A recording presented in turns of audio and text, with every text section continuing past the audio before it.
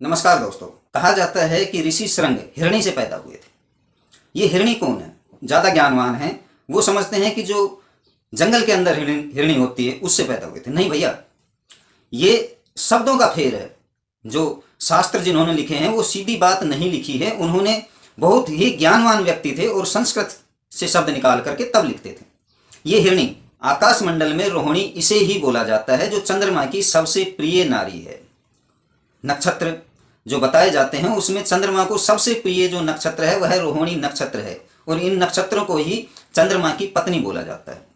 जो हिरणी नक्षत्र है जिसमें 9 तारों का मंडल होता है, उसमें 3 तारे जो मुख्य नक्षत्र के होते हैं वो बीच में होते हैं। आप देख सकते हैं ये पूर्व से और पश्चिम दक्षिण की दिशा में ये हिरणी निकलती है। चंद्रमा उदय होता है तो इस हिरणी के आसपास ही उदय होता है। 3 तारों का जो मंडल होता है वह बुध का होता है, जो कि चंद्रमा का पुत्र है। ऋषि शृंग हैं, वे हिरणी से पैदा हुए थे, अर्थात चंद्रमा के पुत्र हैं ऋषि शृंग। रोहिणी से पुत्र हैं ऋषि शृंग। इनकी जो पत्नी का नाम है अयोध्या के राजा दशरथ की पुत्री शांता है। हिमाचल प्रदेश में कुल्लू के 50 किलोमीटर दूर एक गांव है जिसका नाम है बंजार गांव।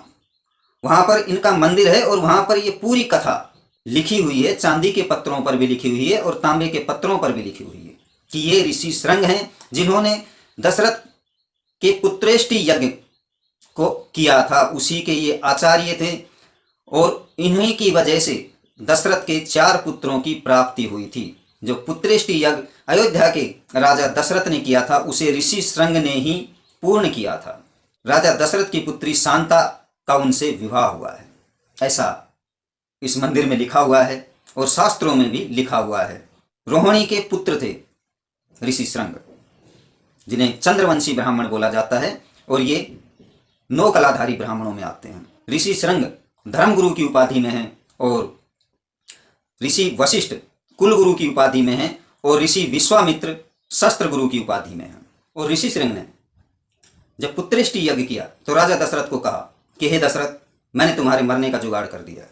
दोस्तों, जो वहां बैठे हुए थे वो भी ये सोच रहे थे कि ऋषि शृंग ये चंद्रवंशी ब्राह्मण क्या कह रहा है इसको, जबकि आपको मालूम है कि राजा दशरथ को श्राप था कि तुम पुत्र के वियोग में मृत्यु को प्राप्त होगे। इसीलिए शृंग ने कहा था। और जब रामचंद्र जी पैदा हो गए तो उन्होंने राम से कहा कि राम, मैं हिरणी से पैदा हुआ ऋषि शृंग हूं, और याद रखना हिरण से कभी बैर मत करना, नहीं तो तुम्हारे को बहुदोष लग जाएगा। जो चंद्रवंश के इन निशानियों से बैर करता है उसे बहुदोष लगता है।